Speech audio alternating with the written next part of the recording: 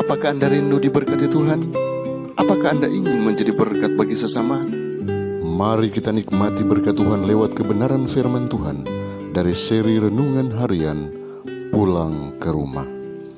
Selamat menikmati. Judul renungan kita hari ini ialah Benteng untuk Tuhan. Mari kita berdoa.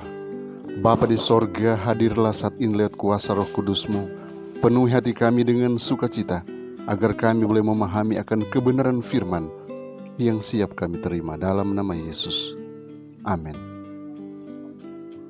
Ayat inti kita hari ini diambil dari Efesus pasal 6 ayat yang ke-10. Firman Tuhan berkata, akhirnya hendaklah kamu kuat di dalam Tuhan, di dalam kekuatan kuasa-Nya. Saudara, banyak orang pada zaman Kristus, sebagaimana juga pada zaman ini, yang atasnya kuasa setan tampak telah dipatahkan. Dengan anugerah Allah, mereka dilepaskan dari roh-roh jahat yang telah menguasai jiwanya. Mereka bergembira di dalam kasih Allah, tetapi sebagaimana pendengar di tempat yang berbatu-batu yang terdapat dalam perumpamaan itu, mereka tidak tinggal di dalam kasih-Nya. Mereka tidak menyerahkan diri mereka setiap hari kepada Tuhan, agar Kristus dapat tinggal dalam hatinya. Dan bila roh jahat itu kembali dengan 7 roh lain yang lebih jahat daripadanya, mereka sepenuhnya dikuasai oleh kuasa setan. Apabila jiwa menyerah kepada Kristus, suatu kuasa yang baru melingkupi hati yang baru. Suatu perubahan terjadi yang tidak dapat disempurnakan oleh usaha manusia bagi dirinya sendiri. Itulah pekerjaan yang luar biasa, membawa unsur-unsur yang luar biasa ke dalam keadaan manusia. Jiwa yang telah berserah kepada Yesus menjadi bentengnya sendiri, yang diadakannya di dalam suatu dunia yang memberontak, dan ia bermaksud agar tidak ada penguasa lain di dalamnya selain daripada kuasanya sendiri. Suatu jiwa yang dijaga oleh pesuruh-pesuruh sorga, kuat terhadap serangan iblis. Jika kita tidak menyerahkan diri kita ke dalam pengawasan Kristus, maka kita akan dikuasai oleh si jahat itu. Kita tidak dapat mengelakkan apakah kita berada di bawah kuasa yang satu atau yang lain, dari antara 2 kuasa besar yang bergumul untuk menguasai dunia ini. Tidak perlu kita dengan sengaja memilih melayani kerajaan kegelapan supaya berada di bawah kuasanya. Hanyalah dengan melalaikan persekutuan kita dengan kerajaan terang.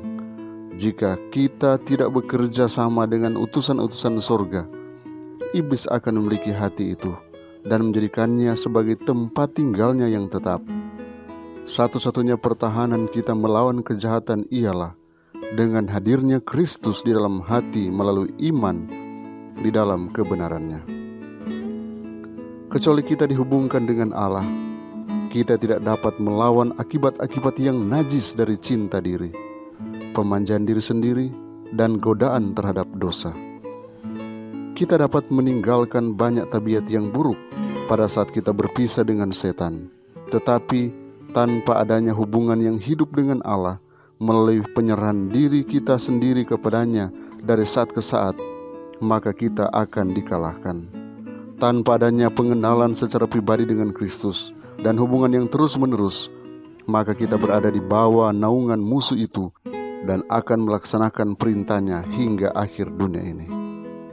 Pernyataan yang paling umum dari dosa melawan Roh Kudus ialah dengan meremehkan undangan sorga secara terus-menerus supaya bertobat. Tiap langkah di dalam penolakan akan Kristus berarti satu langkah menuju penolakan akan keselamatan. Kiranya Tuhan memberkati kita hari ini. Mari kita berdoa. Bapa di sorga, terima kasih untuk waktu yang istimewa, di mana kami boleh gunakan waktu ini untuk memperdalam kebenaran firman-Mu. Terima kasih Tuhan, karena Engkau mau jadi benteng bagi kami, perlindungan bagi kami, kekuatan bagi kami, menghadapi hari-hari yang jahat di hadapan kami, bahkan menghadapi si jahat yang selalu berkeliling melihat kelemahan-kelemahan kami. Bapa di sorga, saat ini hamba berdoa untuk anak-anak Tuhan yang mendengarkan channel ini. Biarlah Engkau berkati mereka, Engkau bentengi mereka dengan kuasa-Mu, pagari mereka agar mereka boleh terhindar dari COVID-19 yang sedang merajalela di atas muka bumi ini. Pertolongan menjadi bagian mereka, perlindungan-Mu senantiasa menjadi bagian mereka, karena mereka senantiasa mau datang dan datang mendengarkan akan suara-Mu lewat kebenaran firman-Mu. Terima kasih Tuhan, karena penyertaan-Mu sempurna menjadi bagian kami sepanjang hari ini. Kami menyerahkan kehidupan kami hanya dalam nama Yesus Tuhan dan Juru Selamat kami. Amin.